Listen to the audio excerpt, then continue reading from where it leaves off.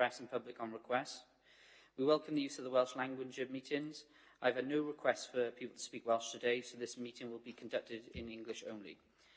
Please can members refrain from using the chat function and instead use the raised hand icon to indicate when you want to speak. Please remember to keep your microphone muted when you are not talking. Moving on to the agenda. Agenda item 1 is welcome and apologies. Dominique, do we have any apologies, please? Thank you, Chair. I've had no apologies this morning. Brilliant. Item 2 is quorum. Justine Cass, Deputy Monitor Officer, please can you confirm if a quorum is present? Yes, it is present, Chair. That's brilliant. Agenda item 3, declarations of interests. Has anyone got any interests to declare? No? You can take that as a no. Agenda item 4 is the minutes of the Ethics and Standards Committee held on the 9th of March 2023. Members, could you please state whether you have anything to raise in relation to the minutes? No? Okay then, we'll take them as agreed. Agenda item 5, update on actions. Members, could you please state whether you have anything to raise in relation to the action sheet? If not, we'll just note its contents. No? Oh, and thanks for Dom and Dalith for providing those the feedback that we requested. Agenda item 6 is the Leaders' Duty to Promote Good Conduct, Local Government and Elections Wales Act. Justine Cass, Deputy Monitoring Officer, could you present the report to us, please? Thank you, Chair. The purpose of this report is to consider and comment on the steps taken by the leaders to promote the standards of conduct by members of their groups. Templates have been circulated and completed. As a way of background, the Local Government and Election Wales Act 2021 was passed at the beginning of that year, and under the new Act there was a requirement for the leaders of political groups to promote and maintain high standards, and this is standards of conduct by members of their groups. And to cooperate with the Ethics and Standards Committee in the exercise of the committee's functions. The committee is required to monitor the compliance by leaders of the political groups with these duties and advise, train or arrange to train leaders about matters relating to these duties. So it is a statutory duty. The previous chair and the monitoring officer met the leaders of the political groups to discuss the new requirements, and it was agreed that the leaders would update the committee on an annual basis, and templates were produced for this. Chair, do you wish me to go through the forms that have been completed?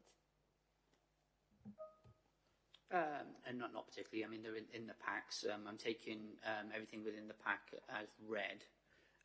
So no, I'm happy to leave it like that. Suffice to say that the three leaders have completed, have written their views, and I can confirm that there haven't been any complaints in the past year. And so, Chair, that's all I have to say about the report. Yeah, that's brilliant. Thank you. Before we look at the recommendations, obviously we got. Well, first of all, thank the leaders for coming in and seeing committee members today. I did want to open out to the floor to committee members to see if they had any questions that they'd like to put to the leaders. So if you do have anything, can you just raise your hand?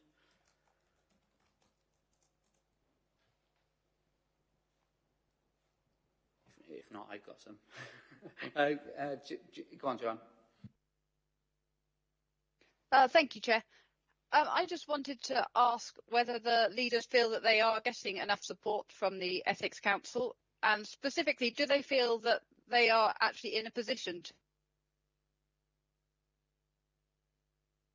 anything else that we can do to help with this?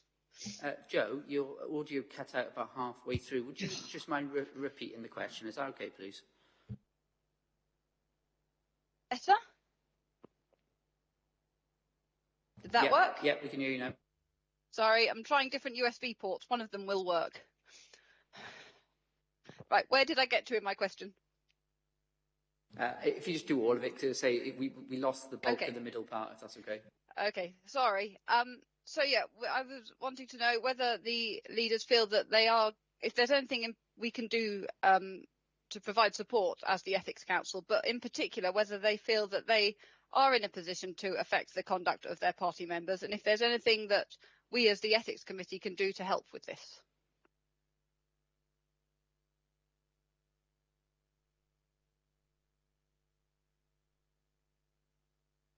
Thank you for the question. Yes, as leader of we're in a small group of 3. I mean, when it comes to code of conduct, I mean, when I fill my form in, as I said on there, I mean, my members, the other 2, I speak to them maybe on a daily basis, some of them. I mean, I had a call last night about an code of conduct question, which I put them right on, which is fine. I mean, and they don't do anything unless they ring me. I've been a long-standing councillor. I mean, I've been through many ethics and standards and code of conduct seminars. So yes, there's always plenty of help there, and our member services are brilliant. And if any questions, I just ring up automatically. We are always there, always cautious of code of conduct. And with my members, they don't do anything unless they ring me. And the help we get, I think, next to none. There's always somebody there for us. And I say to anybody, even other members, wherever, if you're not sure, just pick a phone up. Don't do anything. Be sure first before you step out of line. And luckily, we've got a clean bill of health. No ombudsman. I couldn't believe that. I mean, it must be a record for us. But yes, thanks for the question. But yeah, I'm quite satisfied.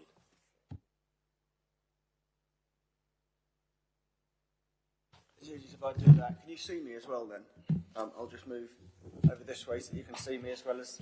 I make you look better looking, I can assure you. That might be a disadvantage rather than an advantage. Yeah, I think there's two main ways that we can affect the conduct of our members.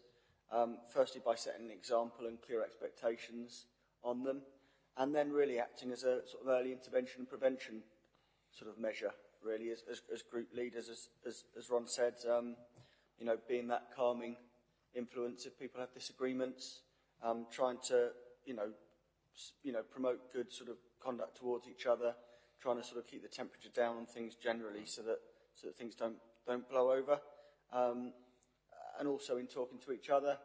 You know, I know I've got, you know, enough of a relationship with Ron and with Chris that if there's any issues, then we can speak to each other and hopefully stop things getting worse. Obviously, I've got 29 members in the group, keeping everyone sort of happy and on board, and you know, behaving well is a challenge at any one time. So I can never guarantee that, but I think it's no coincidence that we've got to a position that's far away from what it was, certainly when I first joined the council.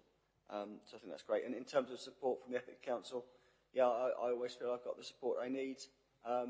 Yeah, anything you can do to keep in touch with us as group leaders, just to emphasise that support, especially when sort of groups change and things, then that would be very, very welcome. But I've never felt a lack of support, certainly.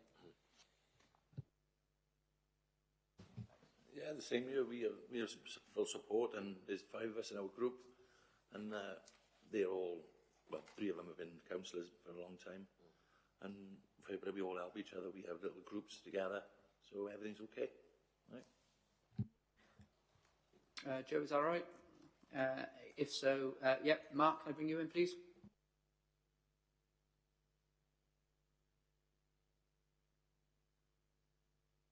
Rodri. Thanks, Rodri. And thank you to all the 3 group leaders for taking the time to be with us today. And thank you for completing your little reports that have come in for us to look at. My questions are around the aspect of training, and what I'd like your views upon, your opinions, is you know, do you value the authorities' code of conduct training? What are your views on it?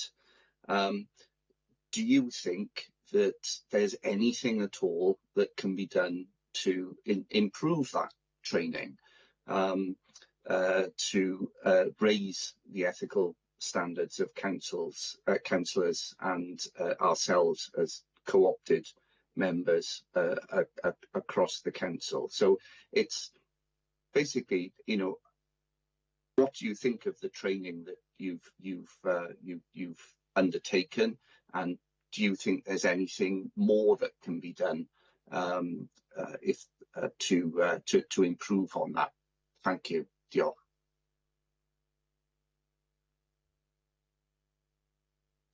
No, I think it's all okay, and on my part anyway, yeah, I think everything's okay. Thanks. I think members value the training. I think, you know, participation levels, especially of new members, is generally pretty good. What can be done to improve? I think, you know, refreshers are always welcome, because, you know, a 5-year term is quite a long time. People change a lot in that time, and I think reminders of things are an important part of that. I think as well, being a councillor, especially having a leadership role in a council, is a very varied and multifaceted job. You've got the representative role that you have as councillors, but also we can't forget that we're the employers of staff, and very often residents will push you into a place where they're trying to sort of criticise members of staff, and we have to keep that balance there, because we have to remember our duty as employers, as well as our representative role. Otherwise, we'd have no one left working in the council. So I think those aspects of that sort of tension for members, I think, is an important one, especially in the age of social media.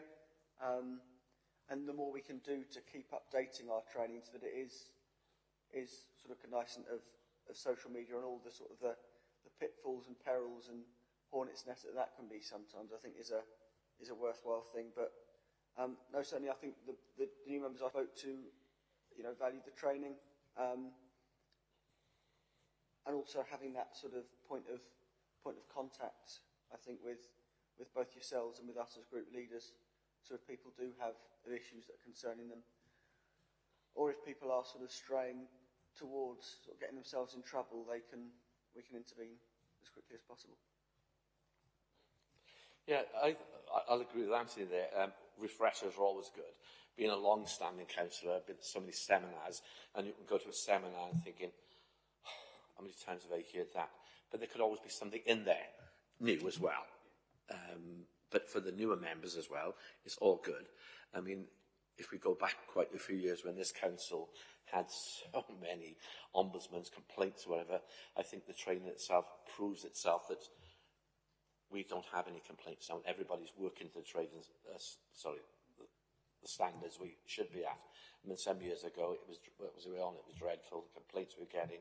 But I think with new members as well, and everybody's adhering to the code of conduct. But as Anthony said, it's the refresher. We could be sat in a council and there's so much going on, and by the time we get outside, we think, what did they actually say? And you do need, all the time, it's always refreshing to get updates on it. So that's my opinion of it. Otherwise, the training, I think, is top-notch, you know. Councillor Burnett, how often do you think there should be a refresher then? Would you want to, for example, would you want a short session every year? Annually, yes, I think so. Or would you want, you know, every 2 years? Obviously, if there's a particular issue, then we would automatically look at training. But what we wouldn't want to do is just flood members with training courses. No, it's just a case of it then ceases to be effective. Yeah. Again, because it could all be the same, but sometimes when such one thing, very often we get something that's altered. That's fine, but when it's just ongoing, but as Andy just said, Chris, mid-term, because there will be some things that's altered, and it just cheers them up a little bit. You know? Yeah, I'm just very conscious that new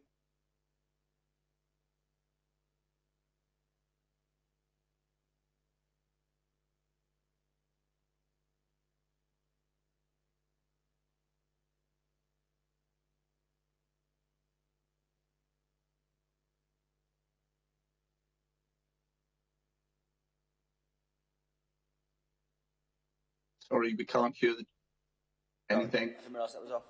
Yeah. I was just saying, sorry, to repeat it for people on the link. I think members come in and they've got a lot of things they want to do, and there's a flood of information for them as they first get elected. So maybe mid-term, when they've had a bit of a chance to settle in and to know more about what they want to do as councillors, then I think that's a good chance for sort of mid-term sort of refreshers. Yeah, if I can add to that, as just alluded to, new councillors, and out there we represent, well, as employees as well, and we represent the general public, and the general public will always use you. They will tell you one thing, and somebody else will tell another councillor. So councillors, whatever group you're in, you've got to be very careful that somebody will tell you that, and that's working together, collaborating together, that you've got to be careful and always listen to two sides. When my members ring up, and I say, no, before you do anything, get the other side of the story as well, because there's always somebody want to twist it or whatever, and that's new councillors have to learn that, is get both sides. As I say, the public want everything from us, but you can't do everything for them, but you've got to listen to them as well, but listen to what they're saying to you and somebody else. There's a lot to learn there. Okay, that's brilliant, and it was a good discussion. I think we definitely take an action there of looking at whether we implement that going forward. Is that okay? Yeah, certainly, Chairman. Sorry, I'll bring in Councillor Hall. I'll bring you in next now. Certainly, Chair, and that's something I can raise with Del. Brilliant, thanks. Councillor Haller? One of the standards I would like to have the feedback of the three group leaders on is attendance. I know it's a prickly subject, as we have people as councillors who work and have time constraints. I know there's a lot of training, but would the leaders of the groups agree that there is a certain and a paramount importance on people actually attending the different committees, especially as some of the committees are small and there is a distinct feeling that we're going to not be core-rate on one or two of them. We really do need to address the attendance. Thank you. A lot of it is, like you said, people working, John. And like I work 7 till 7 days, and so I do 2 days, 2 nights. My week is taken up. So there's a lot of councillors like that. So it is awkward for people. You can't drop your full-time job just for the meetings. I'll agree with Chris. I mean, I did tried to retire 6 years ago. I work 7 days a week, as some of the members know, and I attend what members have got to be conscious of. I mean, very often we say, this wasn't attended very well, that wasn't attended very well. You can't twist their arm and make them. It's when, some years ago, I'll just give you a scenario, when this council wasn't a very friendly council, and somebody stood up and shouted me down, if you attended your committee, you know the answer. I said, well, I do know the answer, but I want all the chamber to know the answer. And so I would like the answer. And I said, and I did say, well, I'm going to use a naughty word here. It's a 4-letter word, it's W-O-R-K, work. I work for a living. And at the time, there were only 2 of us, actually councillors, some years ago, working councillors. And I went to monitor officer at the time then, and the very words he said to me, you attend when and where you can. And that was the end of the story, when and where. But some people we know don't attend much, but that's the situation we're in. Until it's changed, the rules change, there's nothing this committee can do about it. Yeah, obviously this is a difficult balance, isn't it? Because attending committees is important for the business of the council. Obviously, both the regulatory committees who discharge an important regulatory function, and scrutiny committees who play an important part in getting that scrutiny and balance and the checks and balances on the executive arm of the council. So that's important. But I agree with that point that I think having working councillors is very important for the decisions we make as a council and for the balance of our chamber, and they will have time constraints. I think committees need to do all they can to adjust to help those councillors to attend meetings, I've always been keen at looking at times of certain committees. If a lot of members of that committee are struggling with work, then how can we do it at a different time of day? You know, council meetings don't all have to be at the same time of day. It's not for me as leader to tell a scrutiny committee when it should and shouldn't meet, but I think they should look at that. As well, there's structure of committees. I always think certainly scrutiny committees work 10 times better when they're filled by willing volunteers who are interested in the subject matter, not people who've been press ganged to sit on a certain number of committees. And as a group leader, that's a balance for me to strike, because members of my group will, on one hand, think the workload should be spread evenly, but on another hand, if one councillor has a little bit more time than another councillor and is willing to sit on an extra committee, so that another councillor, for example, who's got a busy work life, doesn't have to sit on as many, I think that's a sensible arrangement, because otherwise just insisting that everyone has 3 committees to sit on, because that's what it works out on average in my group, means that people are going to be set up to fail. So I think we have to be aware of that, whilst also being aware of fairness. So yeah, attendance is important, because it affects the working of the council. How we can be more sensitive to enable members not only to attend but also to fully engage and participate with the meetings, I think is important. I know Councillor Burnett wants to come back in, and then Councillor Hall will come to you just see if there's any supplementaries, that's all. Exactly what Anthony said. The committees that are struggling have to look at why the attendance isn't there. Again, full-time workers like myself or Chris, and there are a lot of working councillors now. Many years ago, council meetings were always at 5 o'clock in the evening. Always. And at that time, it was changed to 10 o'clock in the morning, and that's the time when there was I think there was only 2 of us, me and Stuart Evans, the only 2 working councillors at the time. And it was changed so nobody had to be out at 5 o'clock at night, but it didn't work for the 2 working councillors. But it worked for everybody else that wasn't working, so it was changed.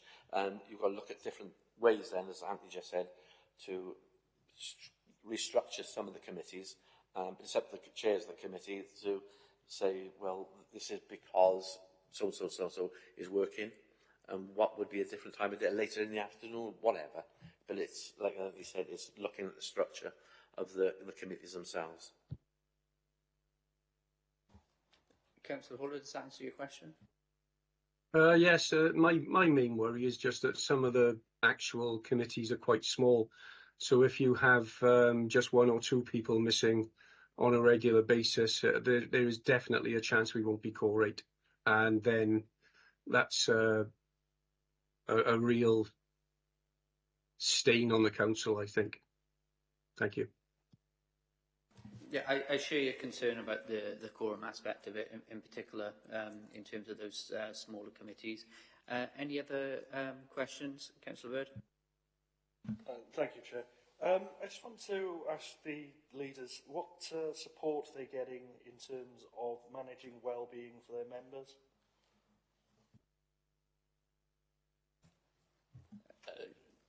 Can you try and open that up a bit? Well, as leaders, you're in charge of large groups of people, yes. Basically staff working under you somewhere.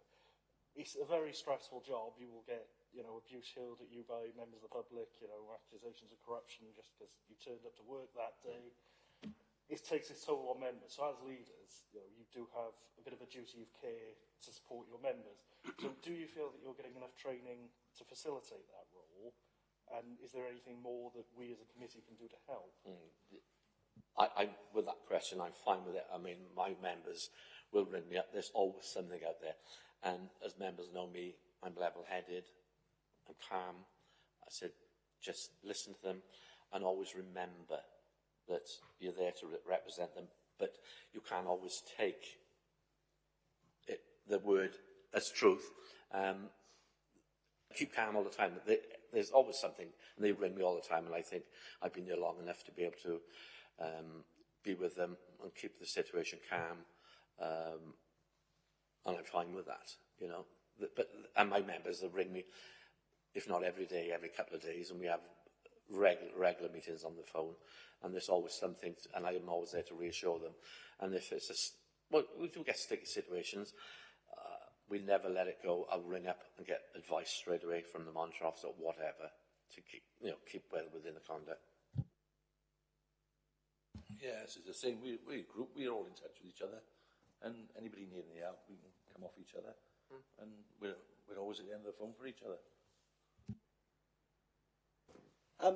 Yeah, thanks for that question. That's a really pertinent one. This is the one that sits really heavily with me, really, because I find it a lot easier to get everyone complying with, standards and get that aspect of it. And I think, as has been mentioned by colleagues before, I think the atmosphere in the council chamber has been transformed as a result.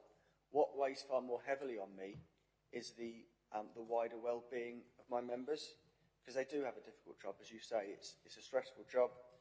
Your targets for a lot of attention, good and bad.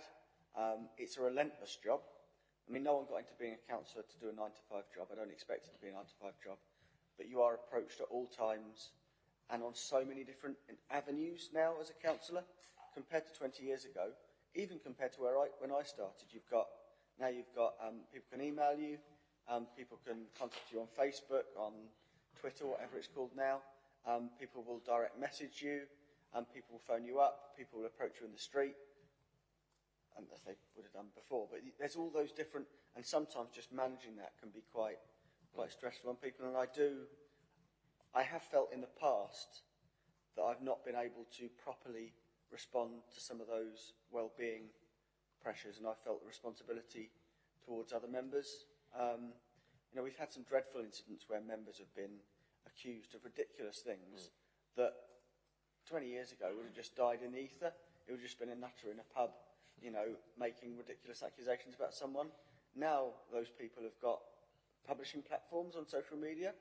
I remember an example about 10 years ago, before I was a group leader, when two members of the group I were in were accused of eating dogs by someone. And initially when I saw it, it was all animal welfare stuff. I thought, oh, that's just a ridiculous load of nonsense. But actually got picked up then by an animal rights group who threatened the councillors, all because of the actions of a local individual who had a vendetta against those particular councillors and had picked on one of them particularly because they were young, and dared have an opinion about something that person disagreed with, completely unrelated to anything to do with dogs.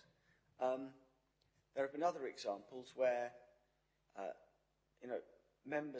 other members have been responsible for bringing some of that on to other members, just by saying something on social media, then standing back and then watching the... And as a ruling group, we're the targets of that, and I get that sometimes. But then I feel sometimes some people like to light the fuse, and then they say it's nothing to do with me when other people react. But that can have a huge impact on people's well-being. So I do think more training for group leaders on that sort of that mentoring, that well-being role, I think is useful. I very much work with members of my group who are good at this, are good at listening to people, good at keeping in touch with them. I make sure members of the backbench, the members of the group now, have far more contact with people. We instigated it over the course of the pandemic because I was wary that we weren't seeing people day in, day out like we used to. But I think that keeping in touch, just making sure that if someone's gone quiet for a month, it might just be because they've gone quiet and they've been on holiday or something. But it might be that they're really struggling with something that we don't know about, that they've been attacked by someone online and it's really got to them. So I think the more training we can have in that sort of support, mentoring, well-being role, I think would be very useful. Lastly, I really worry about us losing good people as councillors, because they'll just think, trying to think of a word without swearing and getting myself in trouble with the Ethics and Standards Committee. They'll think, screw this for a laugh, I'm not going to be a councillor anymore. Yeah. I think especially as women councillors get disproportionately targeted, younger councillors get disproportionately targeted, councillors from minority groups get disproportionately targeted. So there's an equalities aspect to this as well. Because I'd hate for those people to... We have had some one-termers in the last 10 years who've been really good councillors, but have just decided it's... People in the public sometimes say we're on a gravy train.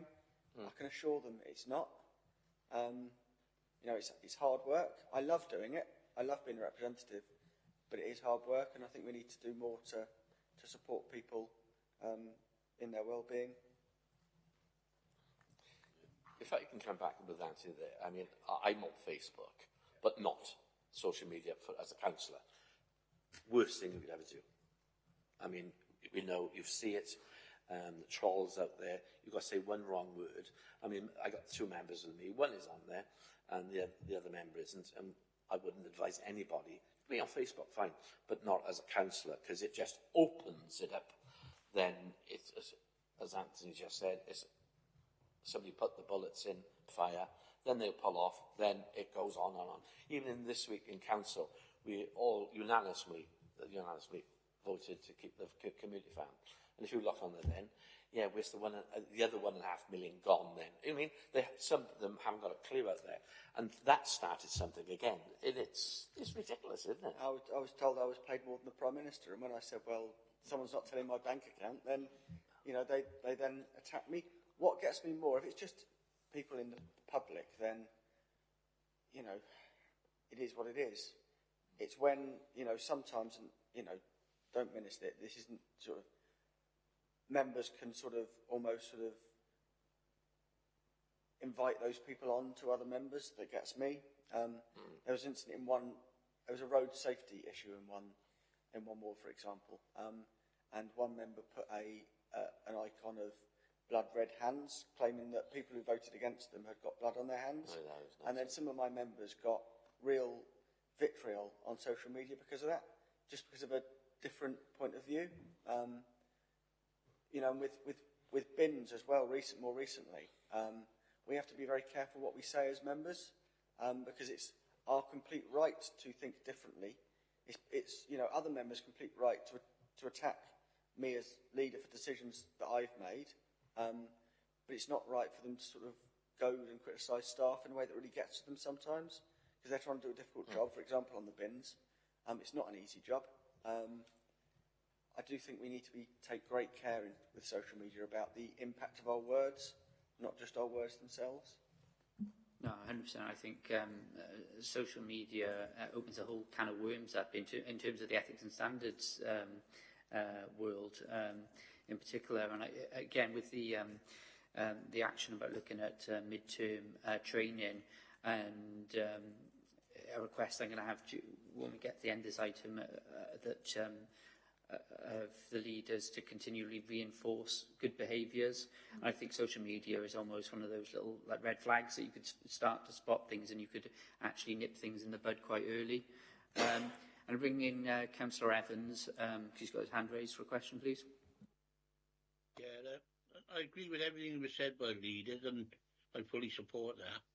But there's also the other side, where their support is there when the members are suffering with illness or bereavement. And if anybody can answer on that, because as members, we support each other, whatever denomination, whatever political party, but we do that within our groups. Can I just clarify the question there, Councillor Evans? Are you asking about how the leaders would encourage positive behaviour in those circumstances? Yeah, for well-being for people with bereavement and stuff like that, yeah. Yeah, we always try and provide support within our group. For example, when people suffer bereavement, we'll make sure that, you know, they're both supported and given the time off they need, and other members can try and cover them. That's an important point to emphasise, because, yeah, sometimes people will need time off, not just for bereavement, but because they might be finding everything getting too much. So I always try and be there as much as I can for our members, so that we can try and fill those gaps, so that they feel they can, you know, sometimes they need to step away for a couple of weeks, they can do. Yeah, I agree with that.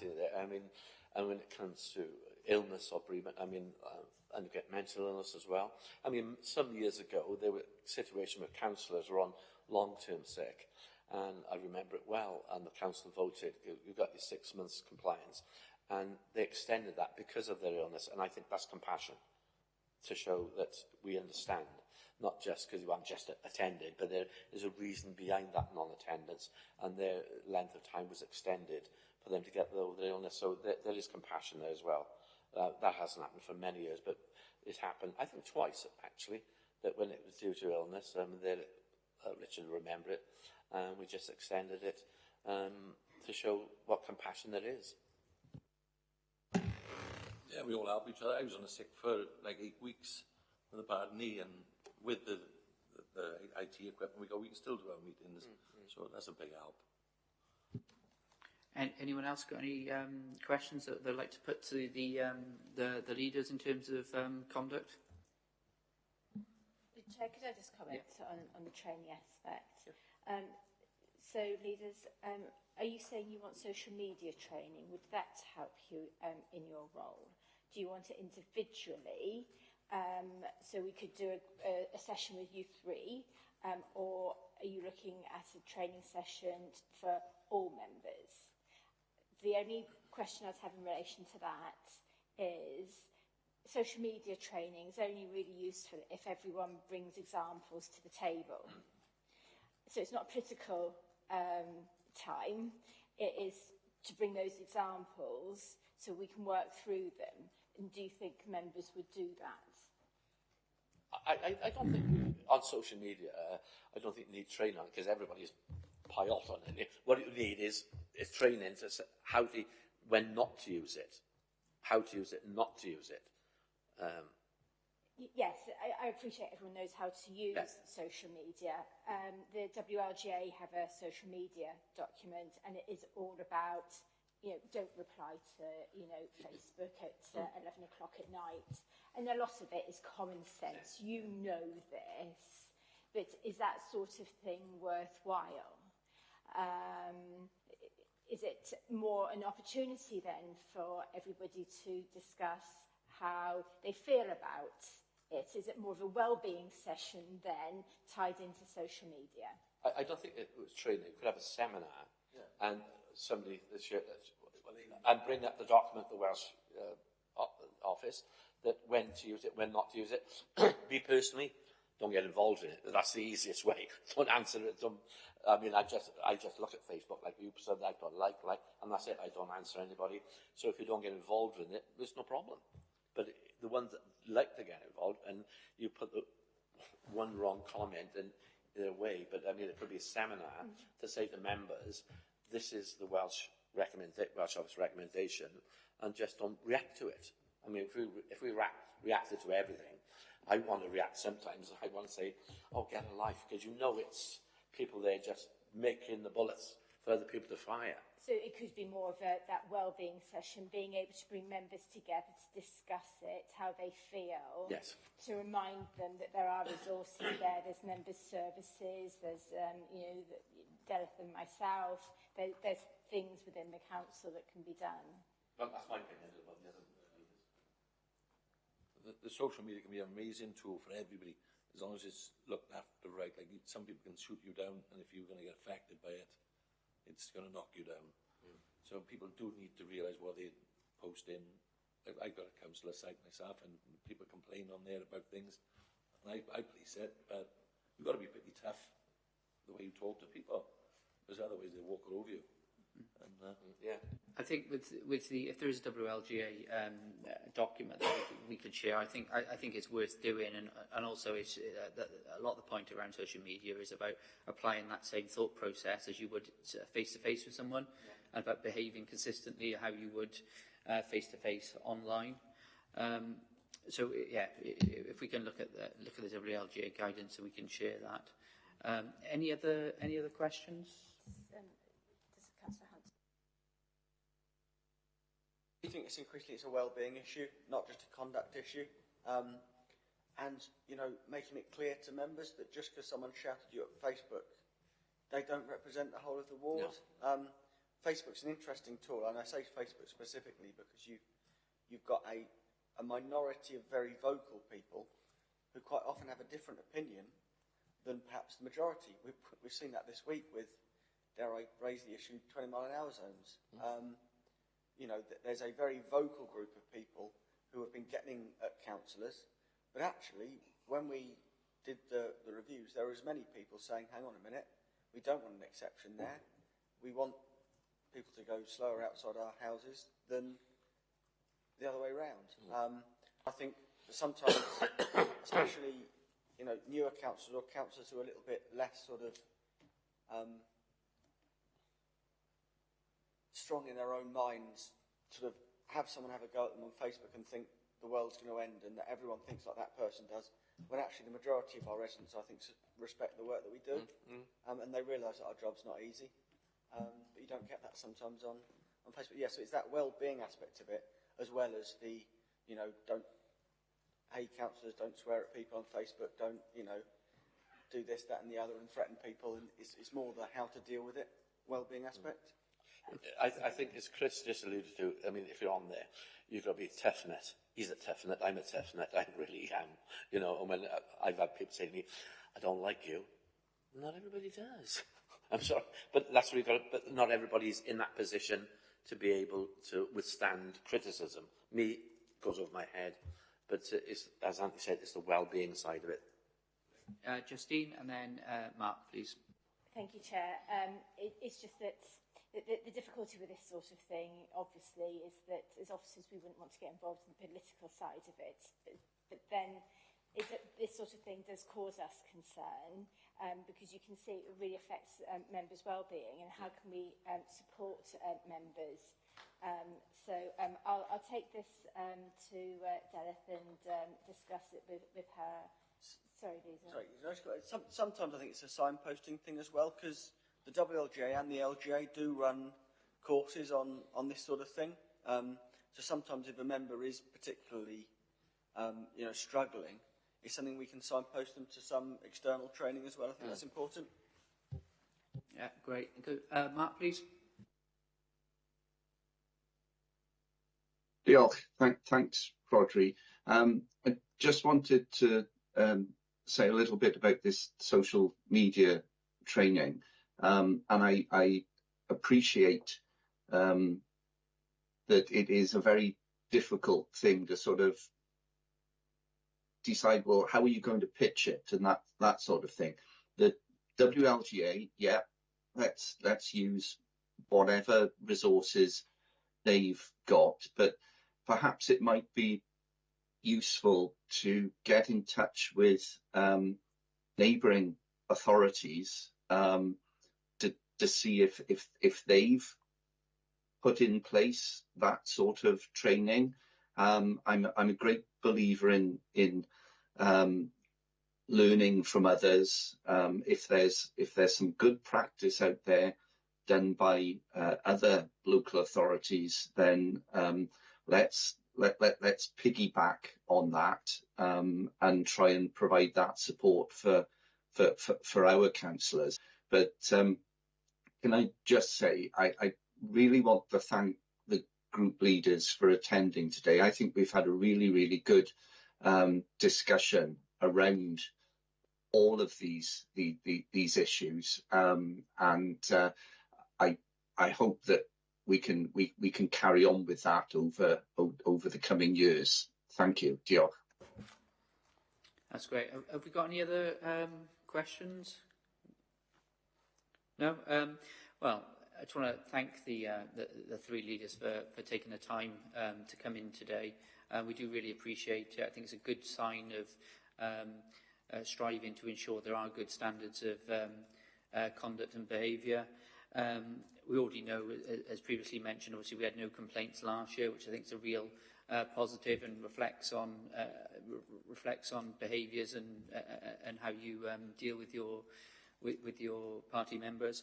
The only thing I would request is obviously we just stay vigilant, and when there are signs of standards slipping, look into the leaders of leading the way in terms of tackling that kind of behaviour, because I think we all have a responsibility in that. I do think the opportunity for increased training in the midterms would be really positive.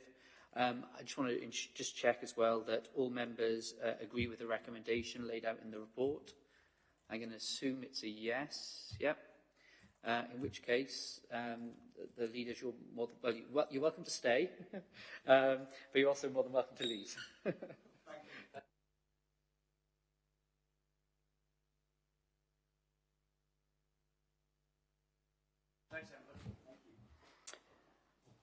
All right. Now we've got agenda item 7, which is the whistleblowing policies. So Angela Rogers, HR Manager, could you please present the report to us? Thank you, Chair. Good morning, everyone.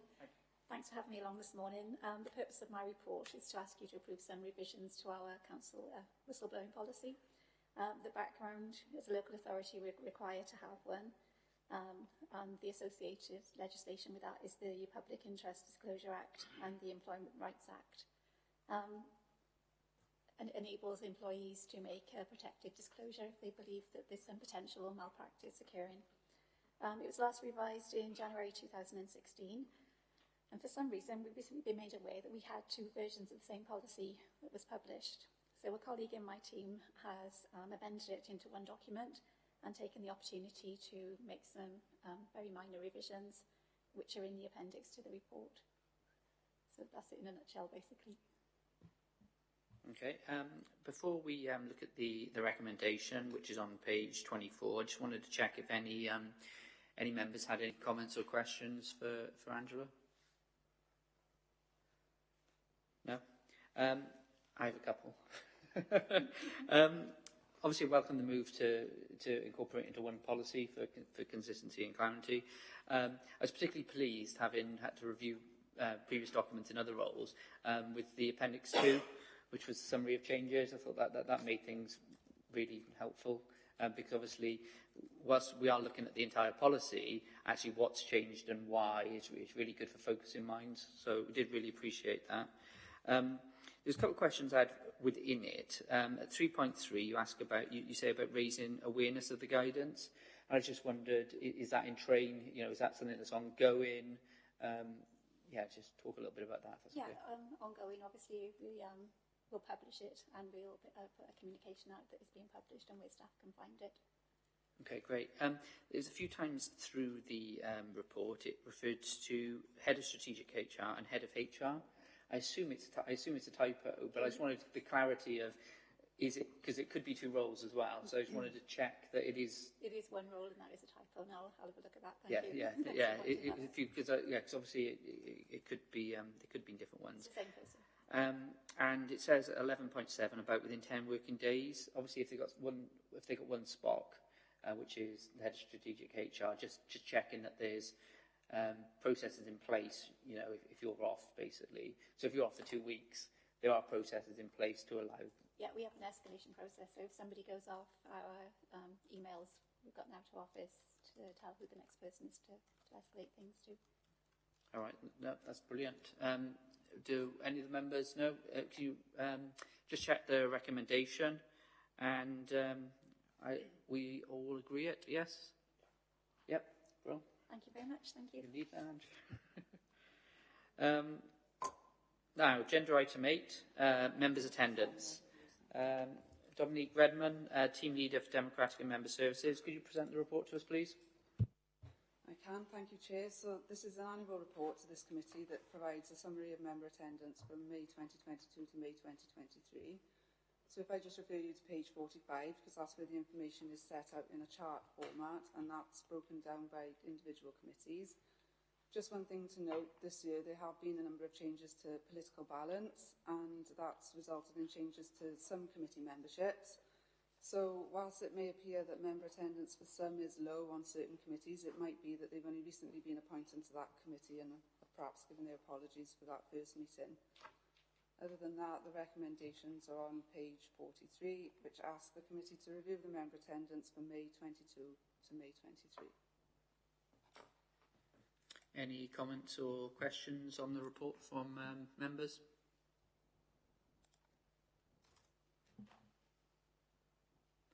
Joe? Can you hear me before I get going? Yeah, we can hear you. This is just what I mentioned before. Would it be possible for us to have a number of meetings, n equals so and so for each chart, so we have some idea of what 100% actually relates to in terms of number of meetings that people have been or not been to. Yes, it will, and we'll certainly look at it for next year. Thank you. Yeah, I also think there's a point there about when people joined committees, because obviously if there is movement within the year, you might have a 60% attendance record, but actually you attended every single meeting you could have because you only started in, say, the October. Anyone else with any questions or comments?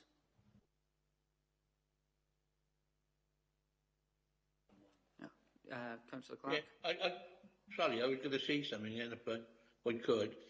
Will the leaders be picking up on people who don't attend anything, even though there may be genuine reasons, just to find out what the underlying cause is? I think that's something that we can discuss now, isn't it? Obviously, we heard from the leaders earlier on. I'm going to bring in Councillor Clark, and then I'll bring in you, Mark, so I'd already opened the mic.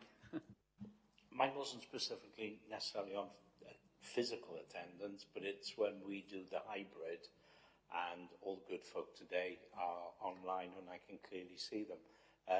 But at some meetings, council in particular, you would have the little circle with the person's initials in.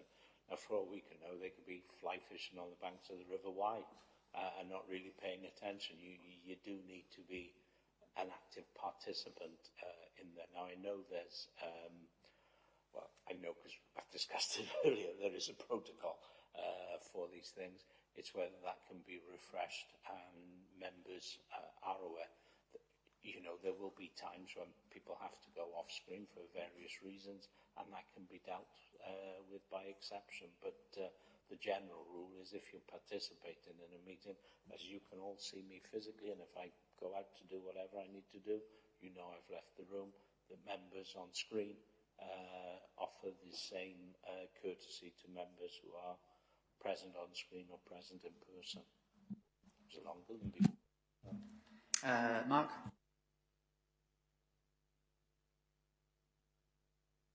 Sorry, I just wanted a bit of clarification, you know, delving into the specific bar charts that are there, and perhaps Dominique might have touched on this earlier about changes in membership of committees, but I'm not going to identify specific councillors there on some of the bar charts, but some of them, you know, it's clear there that a particular councillor hasn't actually attended that meeting, or that's my interpretation of it.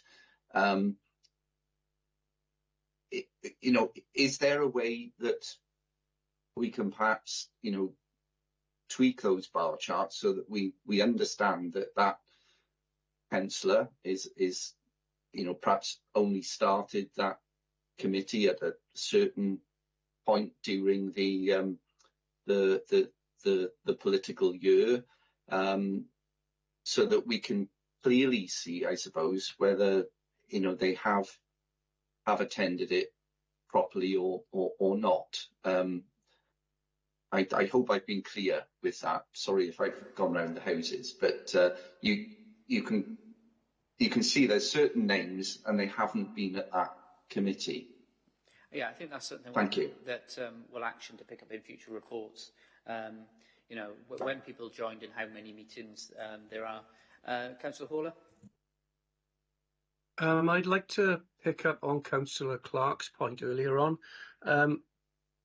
If it's full council, I don't go online. I switch my camera off because there was an email circulated at one time saying that the bandwidth wasn't large enough to accommodate everyone's camera being turned on. I'd just like to know, A, if that's still a problem, and B, has anything been circulated since rescinding that information? Yeah, I don't believe that that's still an issue, and obviously since then we've introduced the hybrid meetings policy and protocol, which does set out there that the cameras should be turned on if you're a member. You should be seen and present at that committee if you're joining remotely. Oh, sound my problem then. Thank you. Thanks, Chair. But is council different? Committees, like this committee, I appreciate it due to the sheer number of people. No, I don't believe it is, no. I think we can take an action there just to double check that, and then if it is, share it with members just to reinforce that to them. You know, it can either come from me or it can or Delith. If we write to them and just reinforce that point. Anyone else? Councillor Bird? Thanks, Chair. Just as another action, could we resend out the protocol to members just so they're refreshed of it, and possibly send it to town and community councils as well, just so they have it there in their back pocket if they need it? Yeah, that's definitely something we can look at. Ken Clark? Come back, Norman. We might be trying to overcomplicate things. First, John, I wasn't having a pop at you for not being on screen. I'm full council. I want to make that quite clear. Secondly, if we say dates and meetings, etc., people have still got to go and work out how many meetings were in that period of time, etc. Did we used to have, or is it something else I sit on, number of meetings you could attend and how many you have attended, rather than sort of he's only been a member for so Richard Clark, this committee, it would be for this report 1 meeting and I didn't attend, so it would be 0. If you read it, because the chair pointed this out to me, if you read it casually, you think I'm a persistent offender and not attended. So rather than date joined, etc., the number of meetings you could have attended. Yeah, there is a way to break the information down. So next year, obviously, we'll have a look at that and try and improve the way that it's reported on there in the appendix. And sorry, Chair, can I just make one comment? It's always worthwhile sending protocols to remind members, but it probably wouldn't be appropriate to send it to the Community Council, just because this is, we're talking about members of Torvine. They probably would then wonder why are we sending it to them.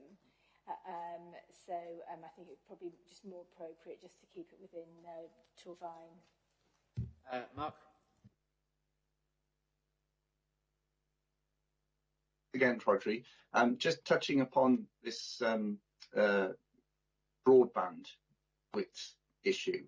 I mean, some of you may know that I sit on a number of other councils' committees, standards and governance and audit. We had an issue in Caerphilly last week where one of our co-opted members, there were issues with the connectivity. So we've got the IT guys and gals to speak with that person to make sure that everything is working okay. I mean, I can remember when I was interviewed for this position last year sometime, or maybe even the year before, sorry, I can't remember, that the IT wasn't working brilliantly, but it's working a lot better now. But, if there are issues with a specific councillor with they're having connectivity issues, perhaps they could look in the IT people could look into that. I know that other councils actually spend a bit of money on helping councillors with those issues. So it was just something to think about if that issue keeps persisting. Thanks. Yep, that's great. Anyone else got any questions in relation to this or comments?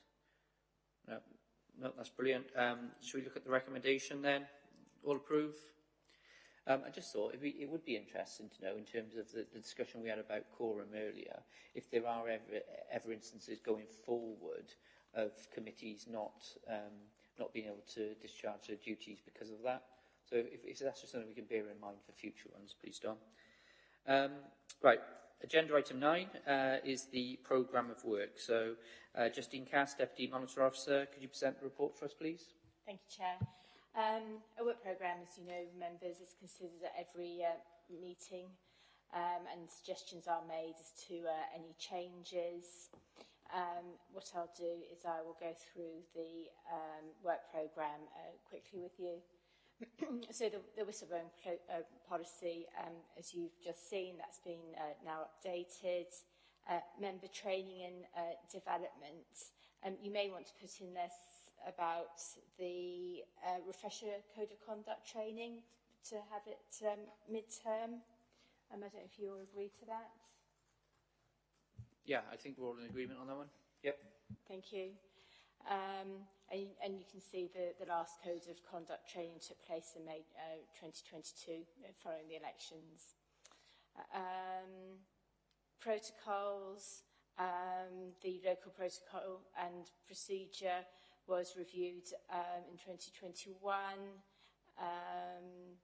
There's no further information about any standards conferences, dispensations. We discuss routinely, as you'll see later.